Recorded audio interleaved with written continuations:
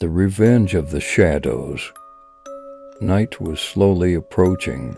As the last rays of sunlight bid farewell to the sky, the quiet streets of the town were immersed in silence. People had retreated to their homes, awaiting the night.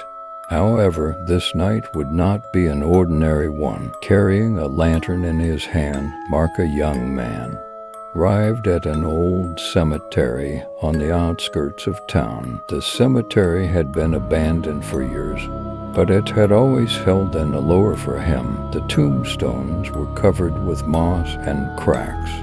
Mark lit his lantern and took a step forward. Suddenly, he felt something swiftly pass by his side.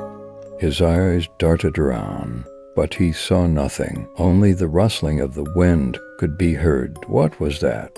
He murmured and continued walking. However, he began to sense more strangeness within the cemetery. The light from his lantern was flickering slightly, and the shadows of the surrounding trees were moving in an oddly fluid manner.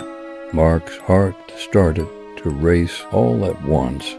A figure emerged from between the gravestones. It had a pallid face and was approaching from among the tombstones, clad in tattered clothing. When the light from Mark's lantern fell on the figure's face, he froze. The figure bore an uncanny resemblance to his deceased grandfather. As Mark took a step back in horror, the figure drew nearer and reached out to him. Suddenly, when the figure's hand made contact with Mark's skin, his body trembled as if chilled to the bone. Who are you?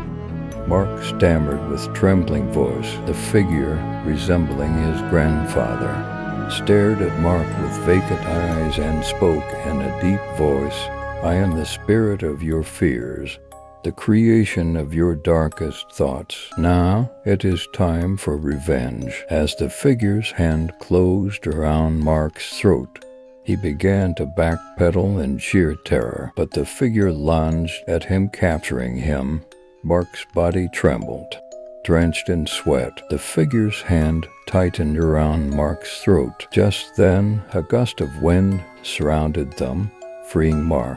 The figure was pulled into the swirling winds and vanished. Mark fell to the ground, gasping for air. The wind figures preceding the cemetery returned to silence. Mark tried to forget this horrific moment, but he now knew that the revenge of the shadows was real. He was determined to escape his darkest thoughts, for these shadows were real, and they would always be one step ahead. The cemetery reclaimed its quiet, but it would never be the same again. The shadows were now unleashed, and they would forever pursue the traces of dark thoughts. And that night, the townspeople began to see strange figures in their dreams. The revenge of the shadows endured forever. As the story comes to an end, you have delved into a night filled with fear.